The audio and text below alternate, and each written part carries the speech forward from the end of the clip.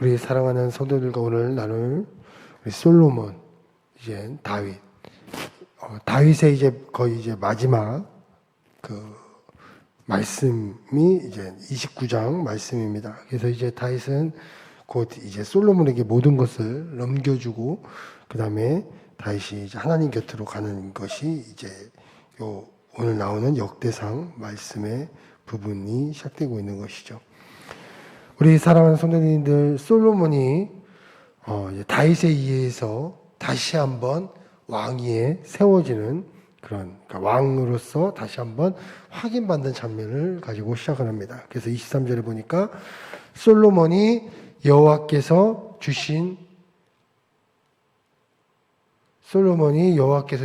왕위에 앉아 아버지 다윗을 이어 왕이 되어 형통하니 온 이스라엘이 그의 명령에 순종하며 라고 되어 있어요.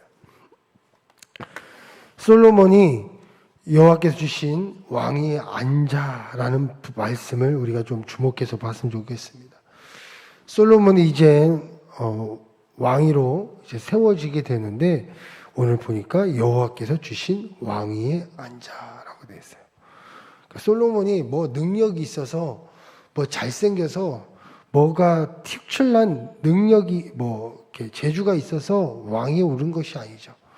솔로몬이 그 다윗을 이어서 왕이 될 수 있었던 이유는 단 한 가지입니다. 오직 하나님 한 분뿐이라는 것이죠.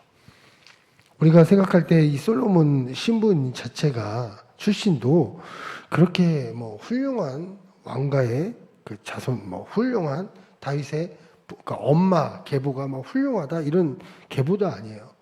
성경에서 많은 인물들이 등장하지만 솔로몬의 어머니는 이제 그 우리아, 밧세바 그쪽이잖아요.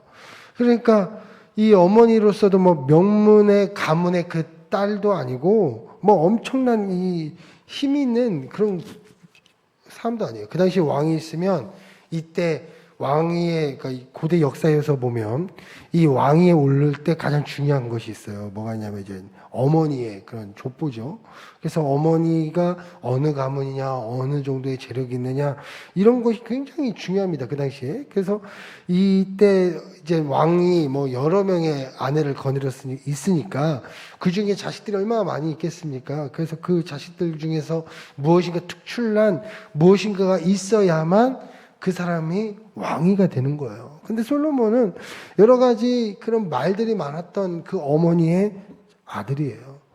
그렇기 때문에 얼마나 여러 가지로서 많은 부분에서 걸리는 것이 있겠습니까?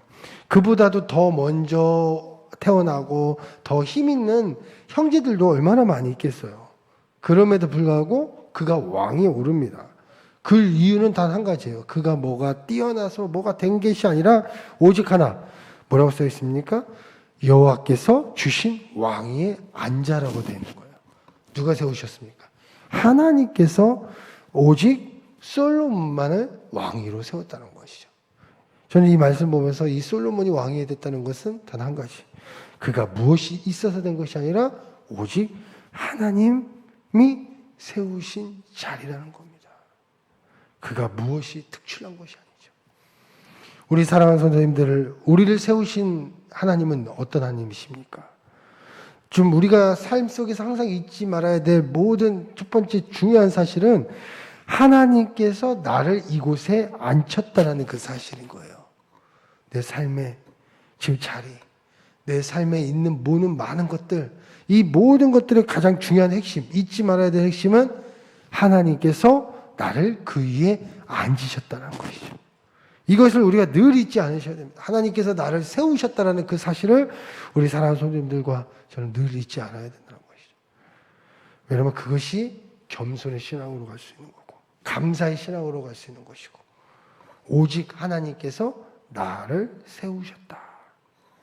그리고 오늘 또 23절에 이런 말씀이 써 있습니다. 다시 보면 솔로몬이 여호와께서 주신 왕이 앉아 누가 세웠어요? 여호와께서 세우셨는데 아버지 다윗을 이어 왕이 되어 형통하니라고 했어요. 형통하니 온 이스라엘의 그의 명령에 순종하며라고 되어 있어요. 여기서 되게 중요한 핵심은 제가 이제 이 왕가에 대해서 계속 역대상 보면 이제 막 왕 이야기가 계속 나오니까 이 왕에 대해서 이야기를 하는데 하나님께서 어떻게 하셨어요? 형통케 하셨다는 거예요.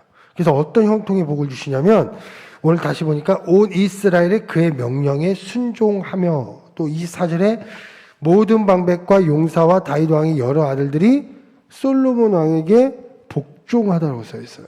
그냥 우리는 왕이니까 복종하고 왕이니까 순종한다 이렇게 생각할 수가 있을 겁니다. 이 말씀 그냥 단순히 보면 그냥 왕이 올랐네, 또 그의 명령에 내리니까 다 순종하네, 또 많은 아들들이 다 복종하네, 그냥 복종했으니까 왕이니까 다 했겠다고 했죠. 근데 여기서 중요한 게 뭐예요?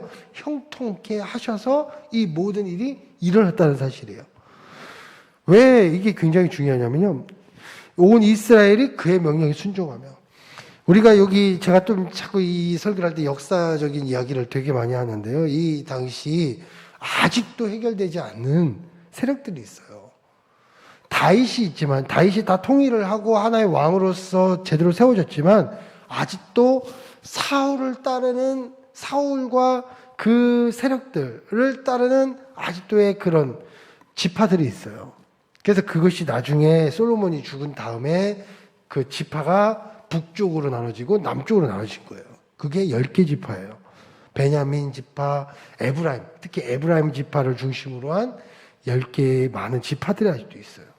그 사람들이 이 당시는 지파 공동체이기 때문에 아무리 다윗이 왕이 세웠어도, 왕국으로 세워졌어도 12개 지파로 다 나눠져 있기 때문에요, 이 12개 지파가 각자 의견이 달라요. 그런데 오늘 형통케 하셔서 어떤 일이 일어납니까? 온 이스라엘이, 제일 중요한 게 온 이스라엘 모든 지파가 하나님의 그의 명령, 솔로몬의 명령에 순종했다는 거예요. 이게 되게 중요한 사실입니다. 또 두 번째로 모든 방백과 용사와 다윗 왕의 여러 아들들. 여기서 아까 했죠, 모든 방백은 신하입니다. 그리고 용사는 군인이에요. 그리고 다윗 왕의 여러 아들. 아까 다윗 왕이 막 아들들이 굉장히 많죠. 엄마가 다 다른 아들이래요. 그 아들들이 얼마나 말이 많겠습니까? 내가 뭐 있다, 네가 뭐 있다 막. 근데 그 아들들이 다 누구에게? 솔로몬에게 복종했다는 거예요. 이 아들들이 어떤 아들들이에요? 다 압살롬, 요압, 죽기도 하고, 요압이래. 압살롬, 하여튼 그런 아들들 막 반란도 일으키고 다윗 왕한테 막 별일 다 했던 아들들이 엄청 많습니다. 근데 그 각자 개성이 강한 그 아들들이 다 어떻게 했어요? 솔로몬에게 복종했다는 것이죠. 누구 때문에? 바로 하나님의 형통하심 때문이라는 거죠. 솔로몬이 모든 것이 이루어진 것이 다 하나님께서 세우셨다는 사실입니다. 그리고 25절에 이렇게 써 있습니다. 여호와께서 솔로몬을 모든 이스라엘 목전에서 심히 크게 하시고, 하나님께서 심히 크게 하시고, 또 왕의 위엄을 그에게 주사 그 점 이스라엘 모든 왕보다 뛰어나게 하셨더라. 이렇게 말씀하고 있어요.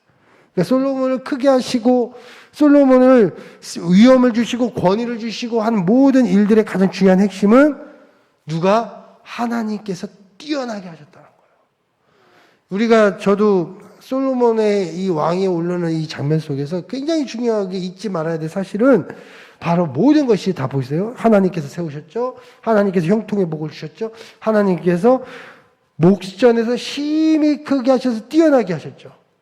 다 누가 하신 거죠? 그 안에는 다 하나님께서 세우셨다라는 그 사실인 줄 믿습니다. 우리 사랑하는 성도님들의 오늘 우리의 삶, 굉장히 잊지 말아야 될 우리의 핵심 포인트는 뭐냐면 하나님께서 나를 세우시고 뛰어나게 하시고 형통케 하시는 하나님의 은혜가 우리 삶에 늘 있다는 사실을 잊지 않아야 된다는 것입니다. 내 삶, 지금 내가 있는 것도, 지금 내가 누리는 것도, 혹시나 내가 지금 삶 속에 많은 일들도 우리가 항상 잊지 말아야 할 사실은 하나님께서 나를 세우시고 형통케 하시고 하나님께서 인도하셨다는 그 사실. 그 사실을 오늘도 붙잡고, 그럼 이게 얼마나 큰 위로가 되고 얼마나 큰 한편으로는 또 힘이 되겠습니까? 그래 하나님께서 나를 세우시는구나. 또 한편으로 또 얼마나 감사의 신앙이 되겠습니까? 하나님 감사합니다. 그래서 오늘도 기도 속에서 그래 하나님께서 나를 형통케 하시고 지금 세우셨으니 하나님 도우소서, 또 하나님 그렇게 또 될 줄 믿습니다 라고 오늘도 기도하며 나가시는 우리 모두 손에 드시길 축복드리겠습니다. 기도하겠습니다.